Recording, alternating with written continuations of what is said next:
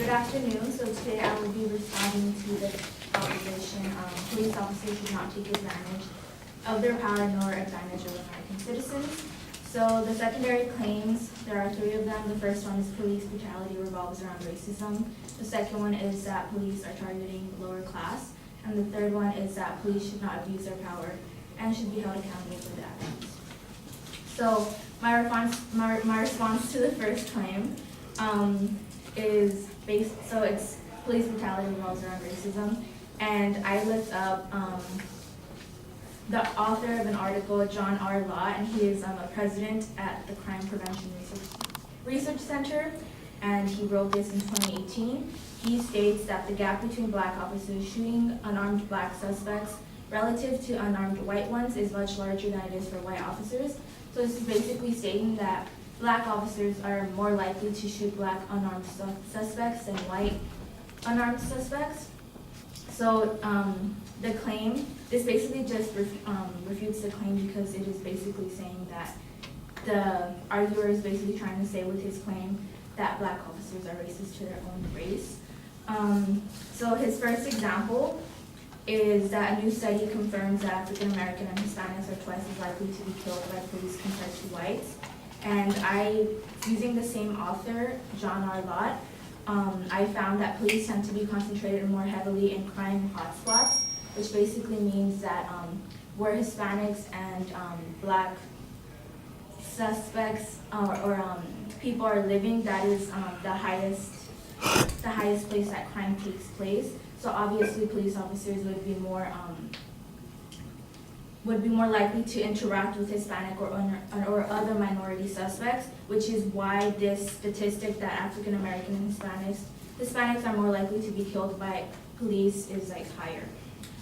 His second example is that according to Mapping Police Violence, 30% of African American victims were unarmed in 2015 compared to 21% of white victims, and that 69% of the black victims were unarmed and still killed.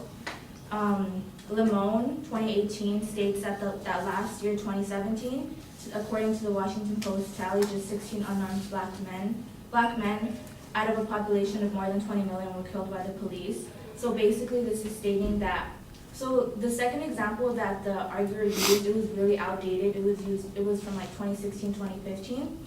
So I got my statistic for 2018, and it just showed that the number has gone down compared to 2015.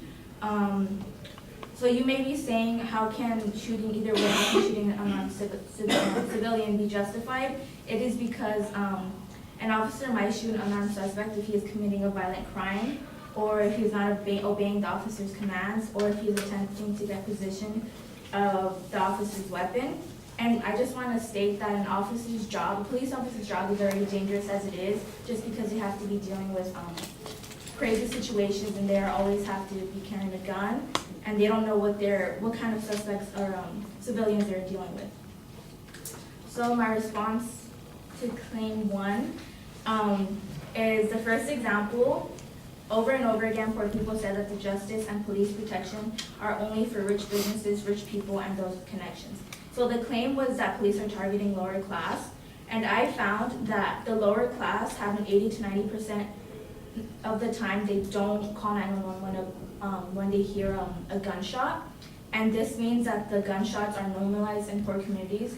So it is not the police officer's fault that they are not called to poor communities when they hear a gunshot, because they don't call for the police. So how is that the police's problem when they don't call for help? The second example I'm not going to focus on because it comes from an international news outlet, the Dutch newspaper, and the proposition states American citizens and is focusing on foreign affairs.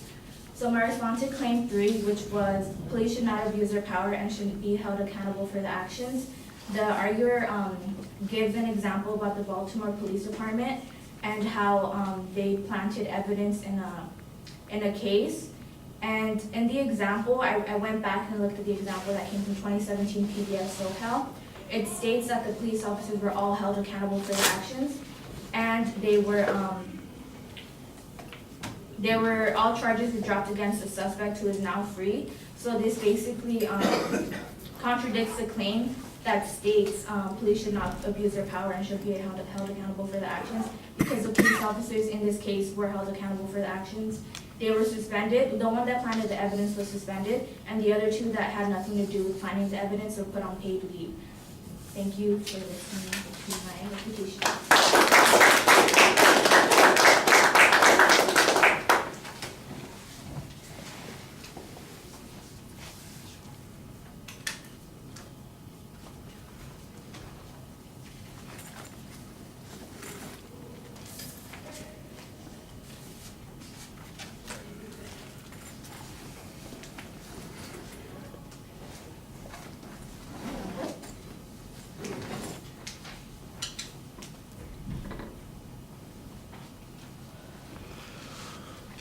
All right, you labeled the advocate's claims pretty clearly at the beginning of the speech. It got a little confusing at the end because I heard another response to point number one, and I thought I'd been listening to a response to point number one for the first 4 minutes of the speech, so that was a little bit confusing. 2 and 3 are also similarly, they feel like they are, maybe you're responding to a supporting point on one of the points. It was a little confusing. It may be that you over-organized for your response. The evidence that you present offers some counter information to put the argument in context a little bit. I think the information about black police officers does address the question of racism a little bit, although I'm not exactly sure that it entirely answers the issue that the advocate's talking about. The notion that the police officers are focusing on hotspots where crime is high, I think, is a pretty reasonable argument about why there is more enforcement in particular areas. And then there was a little bit of confusion about some of the statistics. It was like 31% versus 21% and then 69%. The 69%, that was completely confusing because it seemed like it was different than the 31% that you were talking about before. So there may be a reason why those numbers are inconsistent. I'm not sure what it is. However, you do put it into perspective and say there were 16 unarmed blacks who were killed by the police out of 20 million citizens. And then you do have an argument that suggests that there's a reason that people who are unarmed might be shot, and you kind of explain what the rules of engagement are. If you had a couple of cases to go along with that, I think that would make it easier. So you say, for example, 2 cases where the unarmed black man was shot by police officers. One was, he was attacking the police officer, and another one was he was trying to get a hold of the police officer's gun in those circumstances. So the fact that they were unarmed does not mean that they were nonviolent, and I think that's kind of the argument that you're making in that situation. All right, and then this is where it got confusing. I think you have a good argument here about how locals get, the shots in the area become normalized. They don't bother calling the police in response to those sorts of things. So the question is, does that mean that there is less enforcement because the police officers don't come, or did the advocate suggest that they're over-enforcing in these areas? I was a little bit confused about how your argument responds to the point that the advocate's presenting there. I can see ways to imply that argument, but I think you need to make that argument.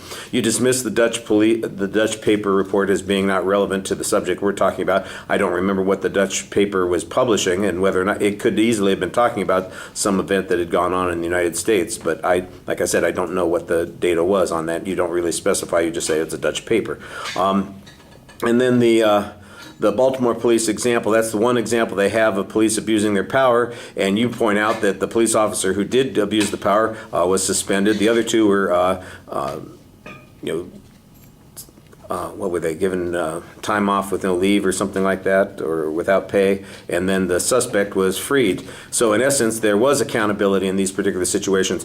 Again, additional cases where police officers involved in shooting or other violations have been prosecuted. There are cases like that. Baltimore's another place where there were some police officers who were charged with crimes for supposedly abusing the rights of suspects, and they were held accountable. They were found not guilty in the courts, so there is an accountability procedure, and somebody who's looking at it in detail gives an answer. I think that's kind of what you need to say.